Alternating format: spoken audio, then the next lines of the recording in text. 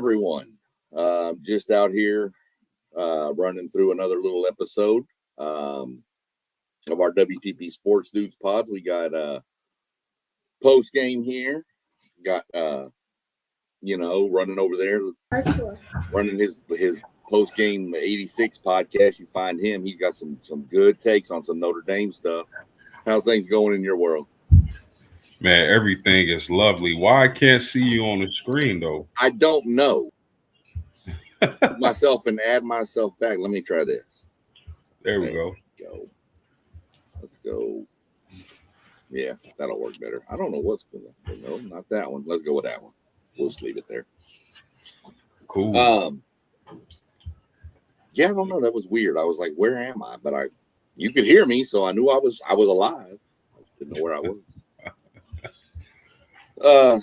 Yeah, just rolling through another glorious week. Had a little podcast last night we did for some high school stuff in Texas, and hopefully the snow holds off and we can get my NASCAR race in tomorrow. So we're gonna see. Yeah, this snow got to find itself something to do. Yeah, it needs. I can tell you a few things it needs to do. Man, I am sick and tired of looking at it. Yeah, got a little college basketball action going on tonight. A couple of good games in the SEC. The rest of the games are kind of blowouts right now, but we'll jump in. I know Robert threw some questions together, so we'll go ahead and throw them out there. First one's going to be a little interesting. I think you and I are probably going to agree on this because we normally do. But should the Ravens and Bengals be having discussions in the back door about trading Lamar or Joe Burrow to see what they could get for them? Oh, man, I'm going to say absolutely not. And the reason I'm going to say not is because when you have franchise quarterbacks, that's something that doesn't grow on trees. So if I got a franchise quarterback, which both the Bengals and Ravens have, I'm not trying to deal them. Now, I get the point where people say you want to get rid of a scrambling or running quarterback before it's too late. But in Lamar Jackson's case, I don't believe he's just a running quarterback. And the reason I say that is because he has more passing touchdowns than rushing. Let's not forget, he had a season where he had, 41 touchdown passes, his last MVP season. He's had 30 plus in seasons and 20 plus touchdown passes in multiple seasons. So it's not like Lamar Jackson can only scramble and run the ball. He's actually a pretty good pocket passer, and that's without an elite number one wide receiver. In Joe Burrow's case, I would never trade away a franchise quarterback. But if he's unhappy in Cincinnati, that's the only way I would consider it. And I'm getting a king's ransom for him if I do decide. But all in all, SEC, I'm not trading either one of those guys. I don't even want to talk about it. Right. I agree 100% with that. I mean, I get getting rid of a runner, more of the dual threat quarterback in the NFL before they get too old. I don't think Lamar's there. And I do think he's a good thrower of the ball. He's not like a Vince Young who was really good running, but didn't know where the ball was going to go when he did throw it. So I don't see that. I don't see him getting gone. Take last year out. I mean, he was injured a lot last year, and a lot of that's not, it was just, things that are going to happen, hamstrings, things like that. I mean, that's not that any player can have that. So Burrow, I don't know that he's not happy in Cincinnati. I think he just wants more. And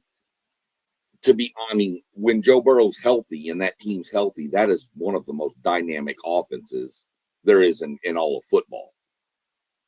but he's frustrated because they can score 40 points a game, but their defense is giving up 45. And, you know, you got to keep him healthy. And so if you're going to trade him, you're right. Franchise quarterbacks don't grow on trees. But if you can't, if you're going to trade Burrow, I mean, the asking price has got to be astronomical for him. I don't think they should do it, and I think it's not even something that should be considered. But I never thought Luka would be traded from the Mavericks either. So never say never in these business deals, you know. Hey, real quick, where you think Giannis gets traded to? Man, I don't know. I've been trying to keep an eye on this. I keep seeing Golden State. I've heard some little rumors about maybe Draymond and somebody else to Milwaukee. I don't know. I don't know. I've heard people mention other things, but Giannis needs to go somewhere that can win now. I mean, he's not getting any younger. Yeah. And one take right there, Warriors or New York. I could see New York as a big option too. You know what somebody mentioned to me today at work? They mentioned OKC. Wow. Would that be nuts? I mean, good Lord, dude. They loaded with draft picks. Right. They could swoop out of nowhere and be like, no, we taking Giannis. Everybody else fall back. If they wanted to, I don't know if they would want to, you know, mess up that team's chemistry. That's the trick. Does Giannis throw off the chemistry that you have with that team? But man, that'd be interesting. And I don't think so, to be honest with you. I don't think he throws off the chemistry post, because I think he's been there. He's done that. He's a professional. I think he would be wanting a ring, a ring. He wants the ring. Yeah. I honestly think he would just say, okay, I need to be the backup plan. Fine. I honestly think he would be okay with it to get the ring. Interesting. It'd be real interesting if he went to OKC, though. There'd be a lot of people screaming that this season's over. That's for sure. That's for sure. So yeah, I mean, he's going to be the interesting one to watch. We'll see how that plays out. I'm just, that's the big chip that's out there right now. There's been a couple of trades today. The Bulls made a trade with the Knicks. I think Jaren Jackson Jr. got traded too. So I haven't looked at all of them yet. Yeah, it's interesting to me. It seemed my bad, but it no, seemed you're like good. Seemed like the Bulls were trading for guards. Right. A lot of guards. I don't understand that. I didn't know what to make of it. Unless maybe they're going to get some guards and try to package them for something else. I mean, maybe. I don't know what their option is. I did notice that was weird, though. You can only have so many guards on the floor at the same time. So I don't know what's going on there. Next little topic is, what's the bigger snub? Terrell Owens or Bill Belichick not being a first ballot Hall of Famer? And do you think their histories of being, a little crazy and whatever, and having some stuff tainted on their legacy has an effect on that? Man, I think they both were snubbed. I think both of these men deserve to be first ballot Hall of Famers. Terrell Owens, we can start with him. He's top three in my book at the wide receiver position. I know a lot of people had to say some things about his locker room antics and whatnot, on the field antics. Some teammates love him, some teammates did not love him. Some coaches loved him, some coaches did not love him. But to me, the Hall of Fame is all about your career, your accomplishments, your stats. I don't agree with Skip Bayless much, but he broke it down perfect for me when he said that can we tell that generation, can we tell the story of that generation without mentioning you? And if we can do it without mentioning your name, you're not a Hall of Famer. Terrell Owens easily should have been a first ballot Hall of Famer, as well as Bill Belichick. And I know people are going to say Deflategate. Uh, uh, what was the other one? Spygate. Spygate, Deflategate, all these other things. They're going to say he diminished his legacy by going to college. I don't care. Tom Brady still won a Super Bowl without him. I don't care what that dude did with the New England Patriots and throughout his coaching career. If that's not first ballot, I don't know what is. And I heard an interesting stat, SEC. What's up? Tom Brady had a top 10 defense 75% of the time he hiked the ball. I think the next closest was like man, don't quote me on this. I want to say 30%. The next closest.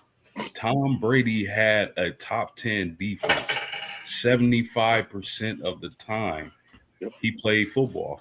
Amazing. So I think that speaks to Bill Belichick. Well, of course. I mean, we all know Brady. It was great. Okay. And again, Bill Belichick, you got Brady in the 6th round or whatever. But Terrell Owens, of course. I'm not a big fan of Terrell Owens off-field antics and stuff. Never was, but you're dead on. A Hall of Fame is the Hall of Fame, not the code of conduct. The dude's not in jail for murder or anything like that. He was a little crazy sometimes. Name me a wide receiver that isn't a little crazy sometimes. So Terrell definitely should have been. Bill most definitely should have been in. I'm sorry. I mean, there is no just. I get Spygate, Deflategate. You mentioned the dude needs to be in first ballot Hall of Fame. There's no reason he shouldn't be. So yeah, I think they were both snubbed, and I think their so-called tainted histories is the reason why. And I don't think it's right for either one of them. I'm sure there's numerous other people in the Pro Football Hall of Fame that probably did worse than T.O. did and Belichick. So, yeah, I don't. Yeah, I love T.O. I mean, Doug Jones, I love T.O. Never took a playoff. Yeah, you're right. I mean, Tom, I don't know who that is, but this person. I don't either. You know what really made me love T.O. as far as his game was him breaking his leg and still playing in the Super Bowl and having a great game in the Super Bowl. Right. I still don't know how you do that. That was amazing. They should have won that game. Oh, easy. But I don't get that. I don't see how you do something like that to your leg as a wide receiver and play. I don't understand that. I mean, shout out, because it sure as hell ain't going to be me. I'm going to be laying on the ground grabbing my stuff. All right. But so, Jaren Jackson went basketball purgatory is what FanDuel said. I don't know where basketball purgatory is. Utah. Is that where you went? Yeah. Okay. I never realized it was basketball purgatory, but okay. Okay. No. See, look at that. Learn something new every day. Um, so we'll get into a little bit of the Super Bowl is what, 5 days away, 4 days, something like that. You looking for a good game, or you think it's going to be a blowout? Man, I want to lean good game. I think I one of the worst things that can happen in the Super Bowl is it being a blowout. I think, unless it's that one fan base that team is executing a blowout, then I'm sure they love that. But all in all, I want to see a good game in the Super Bowl. I don't want to see a blowout. I think a lot of people think Seattle uh, is this juggernaut team, and believe me, Seattle is definitely a great team. But are they unbeatable? Absolutely not. I think New England has the type of roster to give this Seattle team a lot of trouble. Do I favor Seattle in this game? Absolutely. But I don't think it's going to be one sided, as I've been hearing a lot of lately. They just think Seattle is going to wipe New England off the field, and I don't think that's going to be the case. So I'm a lean towards a close game. I really like Drake May. I like those running backs with Stevenson and the kid from Ohio State. I think Stephon Diggs is going to be a load to deal with. And a lot of people aren't talking about the corner Gonzalez from New England. I would have him shadowing uh, JSN all game. I don't care where he line up at. You stay on JSN because low key, Gonzalez is one of the better corners in the NFL. And I think for them to have some success against Seattle, he has to cover him 24/7. Yeah, see, I agree. I think he has to. Um, there has to be a mirror coverage with him wherever he is. You are. Um, I do lean Seattle in this game. I do think I lean Seattle, but I'm not going to be totally shocked if New England wins it. Um, I do think New England has the roster. I think New England has the coach to keep that roster, laser focused. Um, a lot's going to depend on May. I mean, how do the two quarterbacks really handle this spotlight, so to speak? It is going to be the telltale, and I think at least Darnold has some playoff experience, I believe, with Minnesota. So, I mean, it's not the Super Bowl, but it's still playoff more experience than Drake May has. I do like New England's running attack, and if New England can run the ball, I think that's going to be their key in this. Is they have to take the pressure more off of May. I think more than Seattle has to take the pressure off of Darnold, if that makes sense. Um, I expect a close game. I know I just looked it up. The line is Seattle is favored by 4.5. So, it's not a crazy, 7 or 8 point spread in the Super Bowl, thank God. But uh, yeah, I hope it's a good game. I'll be tuned in, of course. Everybody in pretty much will be tuned into it. But I hope it's not one of those games where you're just so excited for the commercials more than you are the game. Which I love the commercials. Don't get me wrong, advertisers. Any of y'all that want to sponsor us, come on. But I don't want the game to be all about the commercials. So, 100%. you I'm sure we're going to break that down a lot more coming up. Thursday, Friday, Saturday, probably be way more in depth. Oh yeah. Oh yeah. Oh yeah. Um, I don't know.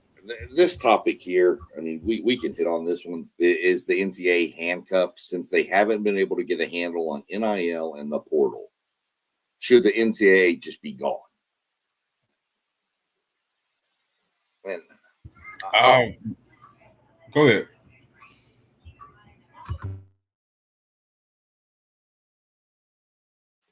All right, I'll go then. I think they don't have any teeth. I think they're afraid of everything that moves. They're afraid of the shadows. Anything that moves freaks them out. You now got the kid from Tennessee, Joey Aguilar, suing for another year. They're not doing anything about it. They're just letting the courts handle it all. So what purpose does the NCAA serve? If the NCAA can't come out and say, this is the rules, this is how it's going to be, and enforce it, then what purpose are you serving? Get out of here. Just let the court system, I guess, and let the conferences figure out how they want to do things themselves. I mean, I don't know. That's just how I feel about it. I feel the NCAA is pretty useless right about now. Yeah, I agree 100%. I don't, at this point, SEC, I don't even understand what the NCAA function is at least when it comes to the football side of things. Like, I don't get it. All their decisions are overturned. You know, they can't get the portal and NIL controlled. Like, I think we seeing the beginning of the end for the NCAA when it comes to football. They're gonna pretty much govern themselves. They're gonna find some way or some entity. But I mean, Rob's dead on with this question. The NCAA has zero teeth. 100%. I mean, 15 years ago, you never heard of the NCAA asking for Congress to help. They wanted Congress to stay away because they didn't want to know about all these under table deals they were cutting. But now they're like, we need help. And I'm like, what do you need help for? You're the governing body. Make a rule. 5 years. Okay, now we all know I have 5 years I can play football. You can transfer one time, and then after that, you lose a year of eligibility. Okay, now I know this. Your roster, you get $20.5 million to spend on your football or your athletic program, however you choose. Okay, and you have to document in contracts the money. Make rules and stick by them. So, I mean, you know, sports league pro teams, baseball, basketball, football, hockey have rules that the school. Now, baseball's a little different. We won't even get into that because the Dodgers are just spending whatever they want. But they have salary caps. And if you go over, yes, you can go over, but there's a penalty. You know, and if you go too far under, they also used to, I don't know if they still do, they used to penalize for not spending enough to be competitive. So you're telling me that you can't figure out how to follow one of those models and it's already laid out for you. The NCAA could go to these sports leagues and be like, can you help us write rules? I bet they'd help them.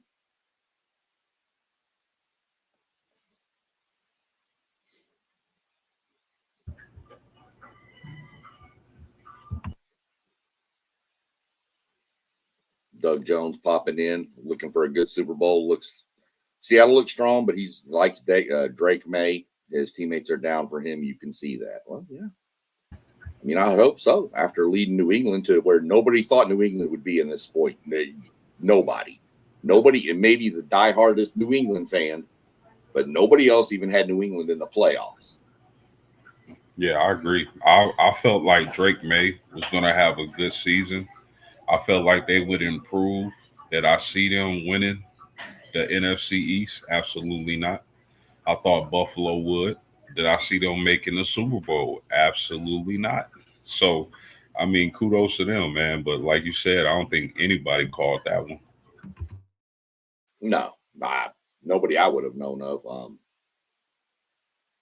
So congrats. I mean, hell, we went from there's previous podcasts we've done post game where we was talking about, is Baker Mayfield the MVP? And then about midway through the season, it kind of switched to, is Drake May the MVP? So, the growth of that kid is pretty good. I mean, he was good in college, don't get me wrong. But no, I don't think anybody looked at him as a franchise quarterback. Did you? I felt like he could be developed.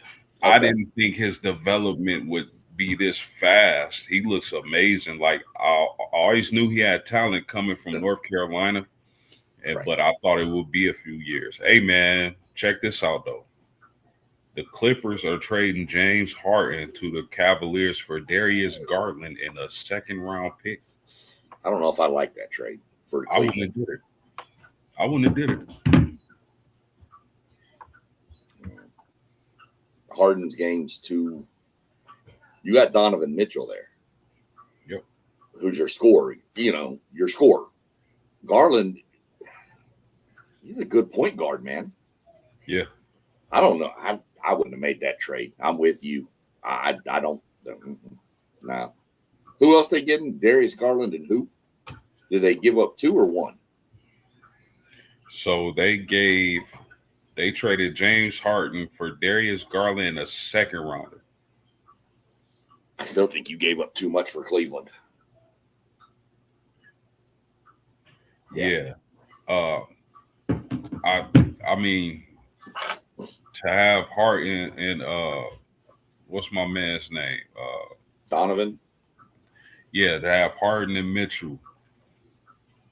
I don't know, man. I don't know. Yeah, I don't either. They're gonna have to show me with that one, man.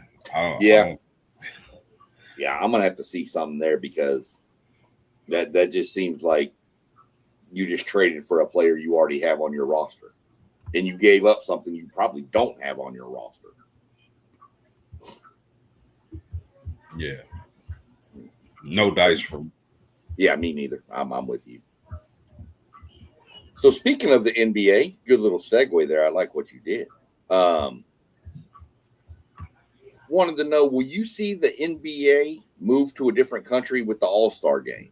Like maybe it goes to Brazil or Mexico or somewhere else. Do you ever think it would leave to go to another country?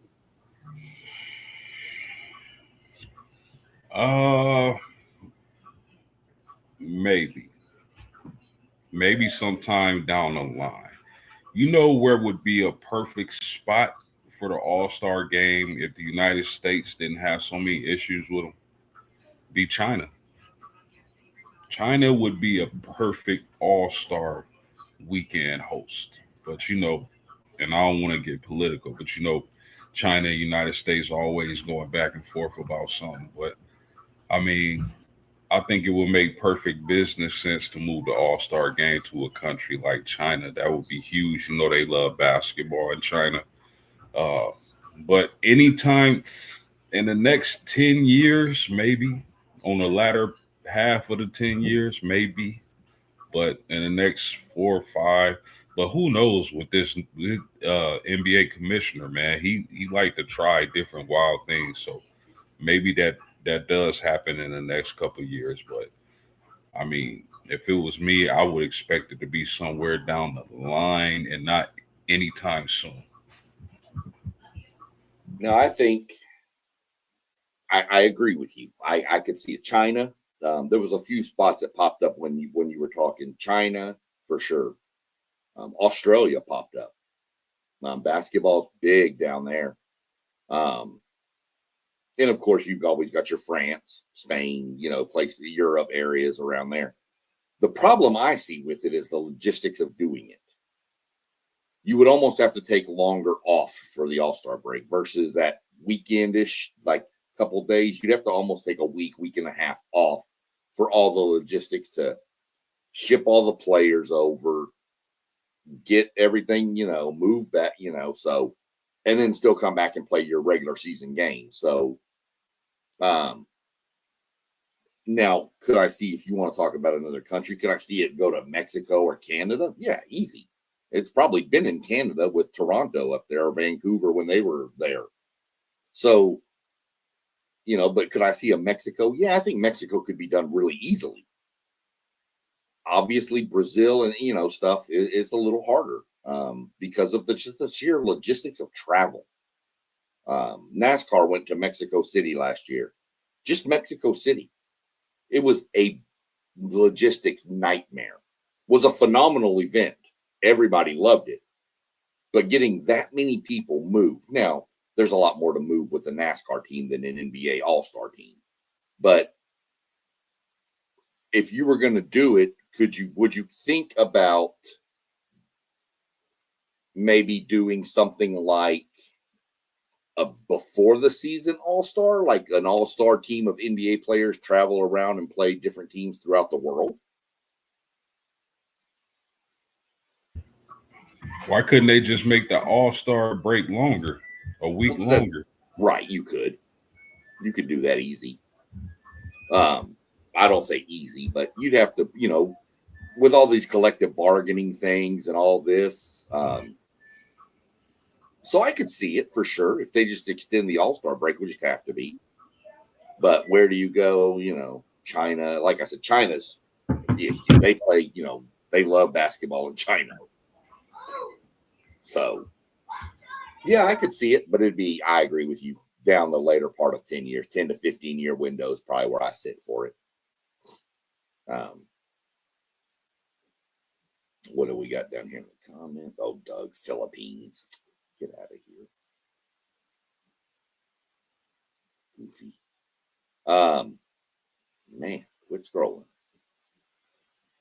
So this is a little longer question, but we'll go through it. What should the NBA do to help some of the small market teams become more competitive? Or do titles by Toronto and Oklahoma City point at bad management of small market teams? They probably could stop doing lottery to get the draft order and just go strictly by wins and losses for draft order. That would probably help the smaller market teams. But listen, man, like he said in the question, like OKC, teams like that, they've won a championship. Milwaukee, it wasn't too long ago, Milwaukee won a championship. So I do believe it's on, the ownership, the management team, and stuff like that for them to be successful in smaller markets. You got, if you're in a smaller market, you got to have buy-in from top to bottom. And that's exactly what the Oklahoma City Thunder organization is doing currently. They have buy-in. Everybody's bought in. And, as I've grown older and wiser, I realize not every franchise is trying to win an NBA championship or whatever sport it is. Not every franchise is trying to win. They there to collect money. It's a business for them. So, I mean, OKC prove they can be successful, and if they want to put hold on.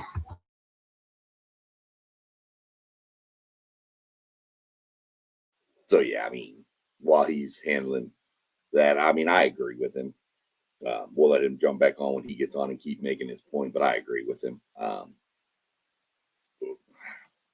Taking the lottery away, the only thing I have with that, with taking the lottery away, is then you bring in the whole, our team's going to start tanking to lose. So that's another aspect that would be brought up to it. But, I mean, other teams have done it. I mean, I don't know if you want to consider San Antonio a major market, but as far as a media market, San Antonio is not a major like a Dallas or Houston or anything. And they've won enough titles. So I was just kind of going there. I don't know if you heard, about the lottery being gone. I mean, that could bring in tanking back into the mix, which we don't want to even think about. And then I said, well, San Antonio is also another option because I don't consider San Antonio a major media market. No. So it's more of the OKC Toronto side, So, and they seem to do pretty well. Yeah, I mean, those Toronto, OKC, those Milwaukee, those teams aren't too far removed from winning a championship, and OKC are the reigning champions. So, Right. I mean, I think the small markets are doing just fine in the NBA, at least. Oh, I agree 100% with that. And you made another point that I thought was really valid, that some of these owners of these smaller market teams aren't worried about a title. If they get one, great. But they're more concerned about what is my profit margin at the end of the season. You know, and it's not really fair for the fans of those teams, but I mean that's the nature of that animal, and so I don't know except giving them, I don't know, draft picks, but even then, if the owner's not willing to pay that guy when he gets older up and out of his rookie contracts and stuff, you're going to lose him anyway. So what's the point of a draft pick? So just my theory on that one. Um, but I do think smaller teams have proven they can win the title. He flipped it over here a little bit, and we went into the Winter Olympics with them fixing to kick off here in a couple of weeks, I think. Do you have a favorite Winter Olympics event? And why do you think the U.S. doesn't do as well as they do in the Summer Olympics? Bruh, I'm going to keep it funky with the people. I do not watch Winter Olympics. I barely watch Summer Olympics unless, like, I try to catch the boxing and, of course, the basketball. But outside of that, Winter Olympics, definitely not. I couldn't even tell you who was who won gold, none of that. I haven't. Winter Olympics, what is that, like skiing, snowboarding? Yeah, I don't think I've ever watched that, my man. And, the other part of the question, uh, I have no clue. So the floor is yours. Hey, that's why we do these things, man. Some people know stuff about other sports, and some don't know nothing about none. That's why we do it all. I do enjoy the Olympics, both of them, the summer and the winter. Don't watch them near as much as I used to. Back, I can remember the '84 games when Carl Lewis and them was just dominating. Um, it's harder to follow the Olympics for me now because here lately they're in other countries and the stuff's on at like 4 in the morning or something. And then by the time you wake up, the results are already in, and then they show the thing the next night. And I'm like, well, I've already know who wins. Why am I don't need to watch this now. So as far as Winter Olympics, there's a few events I really like. I love watching like the bobsled and these people lay on the sluges and these sleds and slide down there. I think that's insane. I like watching ski jumping mainly because I like to see if anybody's going to wreck when they land. And then I love the hockey in the Winter Olympics, but my wife will tell you that I'm one of the weirdest people because I will watch them do that little curling where they roll and sweep with the little broom. I will watch that and be just enamored with it, and I don't know why. um, but as far as why don't the U.S. do as well as they do in the Summer Olympics, I honestly think it goes back to the sports that are in the Summer Olympics are more of the mainstream pushed sports in America. Your track and fields, even your boxing, whatever, basketball, the baseball, if they're doing baseball in the Olympics now.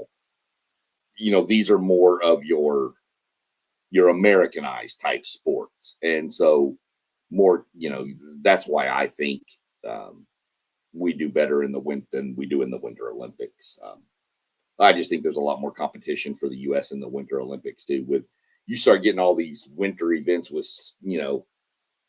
skiing and stuff, and you got all these Switzerlands and Germanys and where it snows all the time. So to me, there's just more competition in the Winter Olympics that can compete with the U.S. So that's just how I look at the Olympics.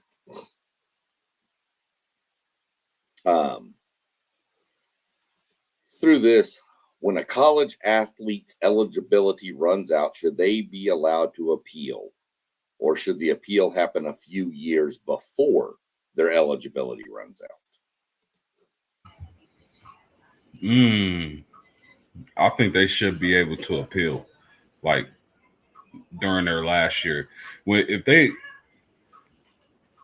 don't really know, like if they try to appeal for another year, their sophomore year or freshman year, like they don't. By the time you are fourth or fifth year senior, you already know, your career trajectory. Like you know where you probably going in the draft. You know if this team doesn't want you or that team wants you or whatnot. So I don't think they need to push it back. I mean, maybe you can convince me otherwise if that's your argument, but I don't see any reason for them to declare early. Maybe if they get hurt, a devastating injury, and they like, okay, I want to stay in college, and I know I'm gonna need so many years to get back to where I want to be, or whatever the case may be. Maybe then I can see it, but I don't think that's kind of. Don't you think that's a little disingenuous? You trying to apply for an extra year eligibility as a freshman or sophomore? So I mean, I would keep it as it is. Although I think you should only be allowed to have 5 years of college unless something devastating happens to you. Then I can see another year, but 5 years, keep it moving for me. Yeah, I'm spot on with you with the 5 year thing. I understand the injury thing. Let's say it is your like fourth or fifth year, and you second game of the season you shatter your knee or your leg and you're out. I believe maybe then you should get an extra year for like a medical redshirt year. I can give you that. But these guys that have played 4 years or 3 years in JUCO, Joey Aguilar is the prime example from Tennessee. Played 3 years in JUCO and 2 years in Division One. He's played for 5 years. He started playing in 2019. This will be his sixth year. You're done, man. You're done. And everybody talks about Owen Henneke, or I think that's how you pronounce his name. He's another one that's trying to get another year. But he came out in 2020, or no, it was Pavia. Sorry. Pavia came out in 2021. He's technically still under his eligibility years. So, should they be able to? No. Not apply as a freshman. You're right. A freshman or sophomore, bro. You may realize your junior year you don't even really like football no more and just give it up. But yet you've already applied for another year, but you're not even going to play. And you're right. When you're a junior or senior, you know pretty well, okay, I'm going to get drafted, or I need to put some more work in to get drafted. You pretty much know at that point of your career. So, I mean, if you're going to appeal, I guess, but let's just stop all this and just go 5 years flat. 6 with a medical red shirt if you have a devastating injury. And I'm not talking about I pulled a hamstring and missed 2 games. That's not a devastating injury, bro. The guy from A&M we've talked about with when he hurt his neck against Notre Dame. That's a devastating get another year of eligibility type stuff. This is getting out of hand post game. We spent more time in the offseason, and the offseason of college football is only a month old. We've spent more time discussing eligibility than we have basketball. There's something wrong with that mix of what we're talking about. In we should be talking Miami of Ohio won again tonight. They're still undefeated. Yes, they haven't played the toughest schedule. We're not even talking about this. We're not talking about some of the other good games that are going on. We're talking about should this quarterback get a 7th year, 6th year. We're talking about the wrong things, I think. And I get these are topics that people want to hear and talk about. I get that. And I'm willing to give my opinion on anything, much as you are. I think we can find better things to talk about than eligibility. 100%. So let me ask you this. Go ahead. If you were the Lakers would have pushed LeBron James to waive his no trade clause and trade him to somewhere like Cleveland? Yes. The face of that franchise is not LeBron right now. It's Luka. LeBron, everybody who's watched me knows he is not my favorite player in the league. I don't really even like LeBron. What he has done for basketball is good, and he's great, and he's a great player. But he's kind of like that. You either love Isaiah Thomas or you hate Isaiah Thomas to me. It's just where I'm at with LeBron. He did a lot. He's done a lot for people in the city of Cleveland and stuff, and that's fine. He's not the face of your franchise anymore at the Lakers. You made the trade for Luka, and you're not gonna build around LeBron. You're gonna build around Luka. So if I was them, I'd say, look, this is the direction we want to go. We have the option to ship you back to Cleveland to play in Cleveland. Would you be willing? And you could have even made it sweeten the pot for Cleveland and said, give us a 2029 draft pick for him. So that's my thought process is I would have tried. You're more into the NBA basketball than I am, so let me get your thought on that. Here's the issue. I believe LeBron, his son plays for the Lakers, right? And you got his younger son who plays at Arizona. That's out west, right? So I think the issue was him not wanting to be that far away from his children. I think, I got some reservations about LeBron as an athlete, but I have none as a father from what I've seen from afar, right? But I think that with his son being a Laker and his other son being an Arizona Wildcat, I don't think he really wanted to go out to the Midwest at this point in time. Maybe in the off season, who knows? But I think that's the biggest issue for LeBron James because he knows he's not the man in LA anymore. He know that time has passed. It's Lucas teams now, so that would be the only issue I would see. Yeah, I didn't take the dad aspect into it, and I will say that he's not one of my favorite players in the NBA. That's all there is to it. But I will never. I'm not going to question the man's integrity and morale compass. I'm not going to do that. He's never done anything that made me think he's a terrible human being. I've heard him mention, when people have given him grief about the Lakers drafting his son, and he straight up just came out and said, whatever they want to do. I mean, I'm going to support my son, I respect that side. But it is Luka's team. And I can see your point, not wanting to leave the West to go back over to Cleveland when his kids are both out West. So I get that aspect of it 100%.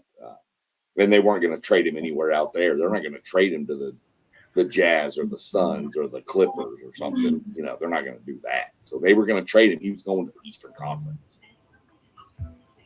So I know you watch college basketball. I know a lot of people have been on Debassa, but this kid Peterson from Kansas, real deal, Holyfield.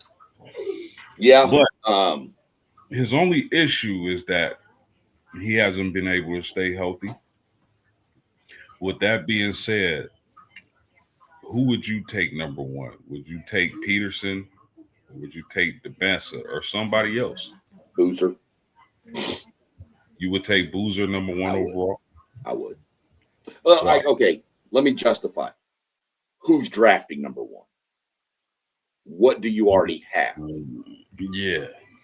Because let's go back. We can all go back to the magic time machine. Do you think the Portland Trailblazers want to draft Sam Bowie again? I don't think they do. Absolutely not. But they had all said we already had Clyde Drexler. We didn't need Michael Jordan. Yep. Well, let me tell you a little secret. So, who's drafting number one? I like Boozer. I like him a lot. Yeah. I honestly think it's a three-way race for the number one draft pick, to be honest with you. Peterson is special, though.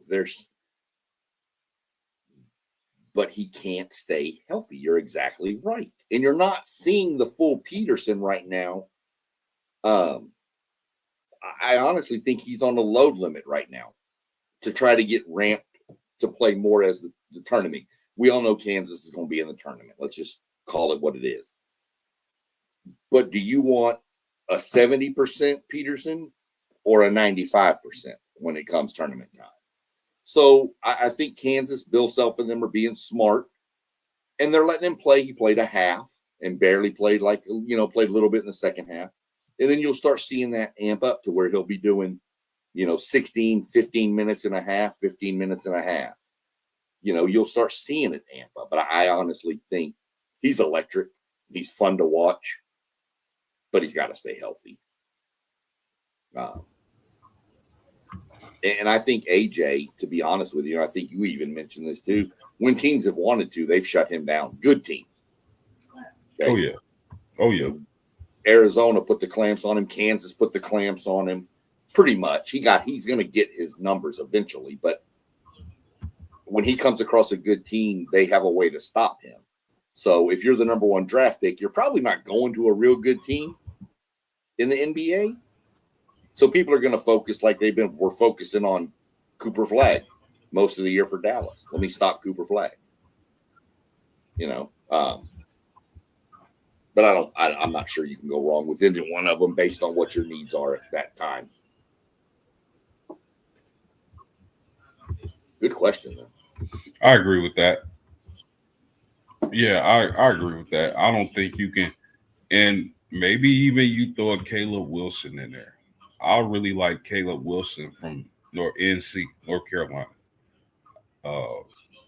Just an athletic freak, double guy, get you some blocks as well. Maybe he's right outside those three, but definitely the top three. Still got Toppin. You still got who? Toppin. Still got Toppin. Haggerty. Right. Yeah, it's bruh. I seen a mock. The first 12 picks were all freshmen. Freshmen. This freshman class is nasty. Yeah. I mean, we've had the Fab Five in our generation that we thought would never be seen again, that kind of talent. And bro, this group, now that was one team. This group has, good Lord. I mean, everywhere you turn around, there's a freshman dropping a 40 piece on somebody. I'm like, what? And the other weekend, what was it, like 3 or 4 freshmen scored 40? The kid from Houston, the kid from Illinois, AJ, and another one, I think, from Auburn. It was a kid from Arkansas. That point guard from Arkansas is nice if you ain't watched him, number 5. Ed Cuff? Yeah. I like him. Yeah. Yeah, he's nice. You talk the freshman from Illinois, too. I can't remember his name. Yeah, Williams or something like that, maybe. Yeah, he been getting off, too. Yeah. He had 40 some that night also. Yeah, I've never seen that many freshmen score like that. It's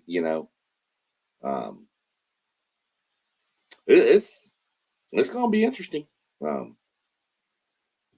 Player of the year, like I said, I still think it comes down to those 3. One of those 3 is going to win the player of the year, the Wooden Award, whatever you want to call that. We talked about it the other day. I still think Arizona's your front runner for national title pick, but I wouldn't be surprised if Duke, wouldn't be surprised if Kansas got hot. There's so many other teams that could just get hot. But we didn't even really mention UConn. UConn's like that team that's always really good. They're like the East Coast Gonzaga. You don't ever hear about them really. You don't pay attention to them until it's too late and they're in the dang Sweet 16 and the Final Four and raising the.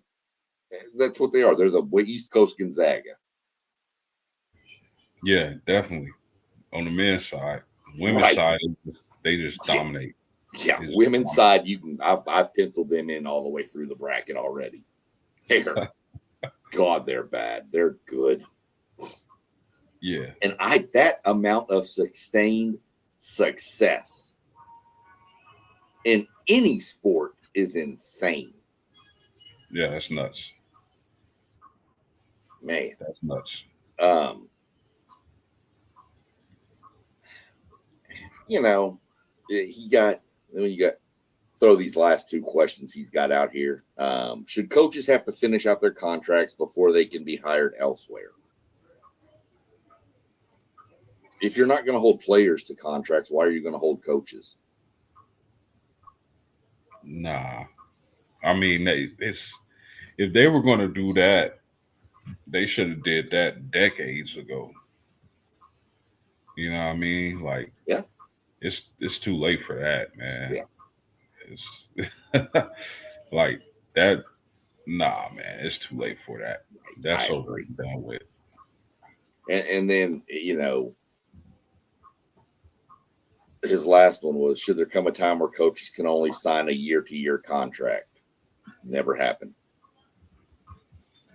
I don't see it happening. Is it nice in theory? And I understand his point to kind of stop all these buyouts and stuff. I understand his point.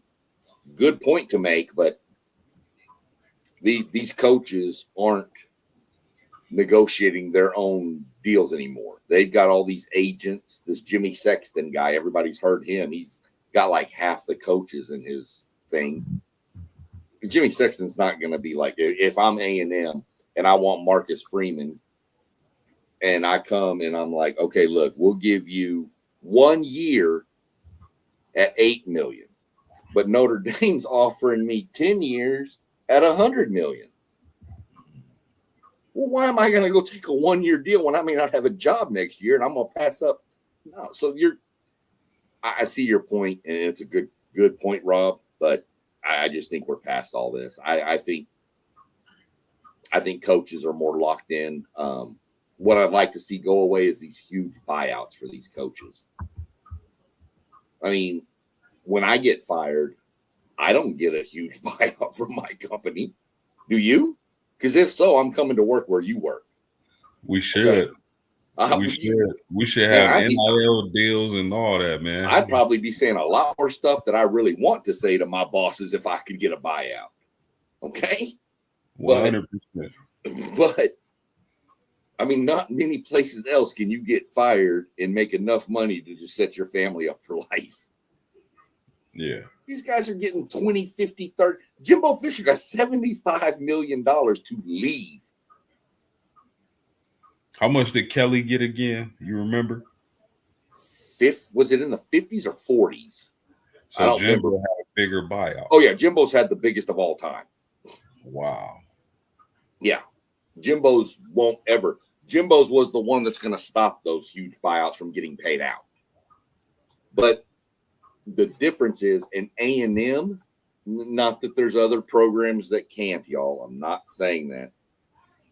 But A&M's boosters paying $75 million off is a lot easier than, say, I don't know, pick a Oklahoma State, or that's a bad example because they got oil money up there. But you know what I'm saying? Like one of these, smaller Division I Power 5, Vanderbilt or something like that they're not going to have the money an A&M or a Notre Dame or a Texas or Ohio State would have to pay that buyout. Kentucky almost kept Mark Stoops for another year because they were afraid of his like $20 million buyout. So, these buyouts are just off the chain to me. I think it's way too much for some of what you get. Got a big game tomorrow night post game. You're going to tune in, Alabama, Texas A&M, Alabama. SEC basketball? Yeah. Yes, watch a little Bucky ball.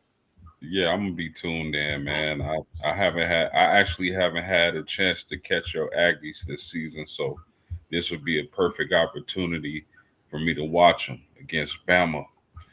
So yeah, I'll They're definitely be tuned in. they're fun to watch, man. They, like I said, I've mentioned, they remind me of the old Nolan Richardson about Hogs days.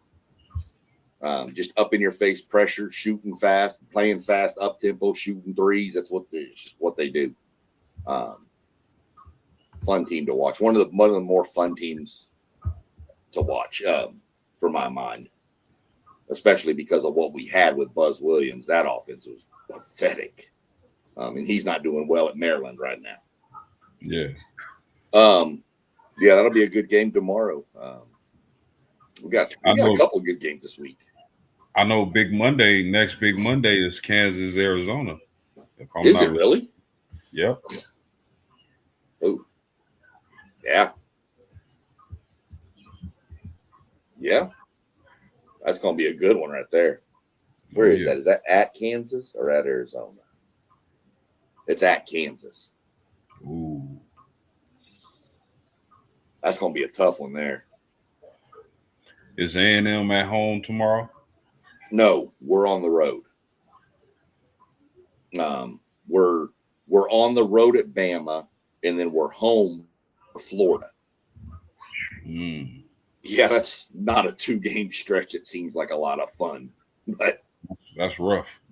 well, like I said, with what we've done so far, I'm content with this team. The last coach hired one player on the roster, and you built this team out of the portal, and you've got them to gel. And I don't care what anybody says, you're 7-1 in the SEC right now. So I think he's done a hell of a job. How we're 7-1 in the SEC and 16 or 17-4 overall and aren't even ranked, I don't know. I don't think there's a ranked team in the SEC. Oh yeah, there is. Who's ranked? Let's see. Florida, Vanderbilt. Are you? Vanderbilt 15, I Florida don't know if I was 17. looking at- Yeah, you're right. We're just low. This isn't like last year. You had Auburn, Florida, all of them up near the top in the top 5, and this year your first SEC team is 15. But like you said, there's not a standout team in the SEC this year, but they've got some freakish athletes on every team. Yeah. So I don't really consider the SEC as a national title threat conference this year. I just don't see. Now, Florida could get hot and do it, but there'd be the one team I would think that could probably come out of this and do it. But You'll be A&M can do it. no, I think our lack of size is going to hurt us in the tournament as we get deeper. Mhm. But I don't know. Losing the kid from Indiana, Mbakapo or whatever, really hurt. Like I said, our center's like 6'8". So, but we're fast. We play guards and we shoot threes. So, who knows? Can A&M win the national title? No, I don't see it. If they do, y'all better just kick me off this because y'all will never. I will be so obnoxious it won't even be funny most games. But I think they can make a run. I could see them a Sweet 16. Seriously. And if you'd have told me under the circumstances Bucky McMillan came in and took over, he was going to have this team in the Sweet 16, I'll take that all day. For year one, and he doesn't even have his players on the roster yet, really, I'll take that. Oh, yeah. I'll take that even if next year is a step back while he's getting his players. I'll take it. Yeah. Because it shows that we made the right decision.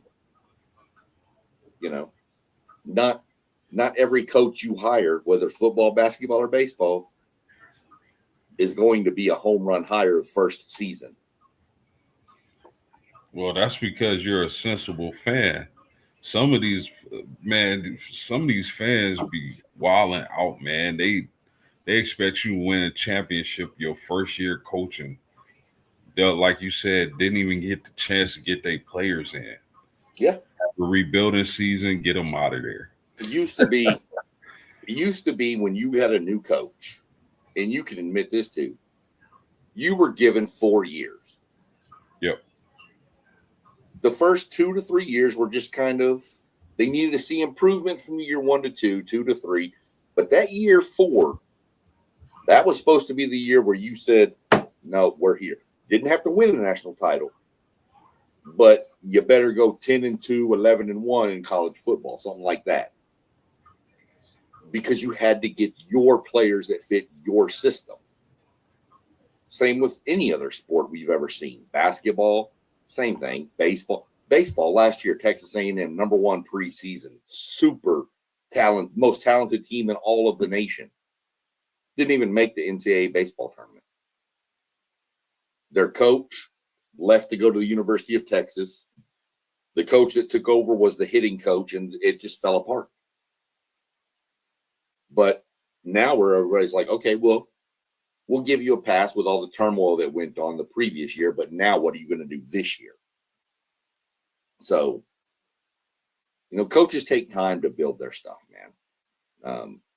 Unless you're just dropped in. I mean, Signetti took him 2 years? But it's a little different story with bringing all his players from JMU. But unless you're just dropped into a situation, you're normally not winning titles in your first year. 100%. So just kind of where I'm at. But yeah, I mean, we got a lot of basketball coming up. Got track and fields cranking up. So it's going to be interesting. I haven't had a chance to go watch it yet, but I saw your thing about who were you asking about should be gone from Notre Dame? Oh, Coach Ivy, The men's coach? the women's coach? Which shocks me. This isn't my thought. A lot of the fan base were calling for her job, and I'm just like, why? Like 4 straight Sweet 16s in elite, the best recruiting class in Notre Dame women's basketball history. So it just shocked me that so many. Go ahead. What did I miss? What happened to your old coach? Who, Muffet? Yeah. She retired. Did she really? Mm-hmm. I missed that. Not even gonna lie. Yeah, she got a statue outside. She should. Yeah. That's the one who recruited my girl Brianna up there. So yeah. Oh yeah, Muffet is a legend. No doubt. Yeah. No. I didn't know she retired. That's why I was like, who is he talking about? Ivy. That's why I thought it was the guy's coach. No, I'm not gonna argue. If they want the men's coach to be gone, I'm not gonna argue against that. Right. You're Even not though fighting that. I think they're not gonna fire him for some reason. I don't think they're gonna fire him. But Coach Ivy, that's crazy for anybody to think she should be fired. Yeah. I'll agree with that. I mean, 2 straight Sweet 16 should be enough to keep your job. But 4? Come on, man. And that's why I was just like, one down year, and everybody ready to flip on you. Yeah. That's the world we're in now. And at a program like Notre Dame, very, very storied program on the women's side basketball is what we're talking about. So give the ladies give them some time. Yeah. I mean, you're gonna have Connecticut had a couple of years where they were in the tournament and they made runs, but by Connecticut standards, they weren't Connecticut. They didn't win the national title every year, But nobody was screaming to fire the coaches either. Nobody's screaming to fire Dawn Staley out of South Carolina, and they're having kind of a down South Carolina year. Fans, man. I mean, I get it. I love some teams, but good Lord. You got to have some sense about this too, man. Let me go ahead and tell you, as somebody who has seen some what looked like really good coaching hires that turned out not to be really good coaching hires, aka Jimbo Fisher, aka Buzz Williams. The grass ain't always greener on the other side, y'all. Facts. You may not go to a fifth straight Sweet 16 this year, but you get rid of that coach and you may lose a bunch of them players, and then you may be at the bottom barrel of the ACC. Yep. Well, I guess nobody else wants to hang out with us tonight post game, so that'll be their loss. Everybody that's tuned in, watching, we appreciate all you guys in the comments. Zay, Doug, appreciate all y'all jumping in. Y'all see all the channels scrolling down there at the bottom, man. Go like, subscribe, post game. I'm telling y'all, you want some Notre Dame stuff and numerous other basketball, especially stuff that I see. Go right there. Go watch his stuff. You want to find some weird stuff? Come visit my channel, because I have no idea what I'm putting out most of the time. But we have fun with it, and that's all that we're here for. So go like, subscribe, hit the notification bell, share it, tell your friends, tell your grandmas, tell them all. Go check out the WTP Sports Dudes. We here for y'all. Other than that, post game, man, appreciate it tonight. Have a good evening, and we'll catch up later in the week, I'm sure. Hey, you too, my man. As we always do, brother. Peace out.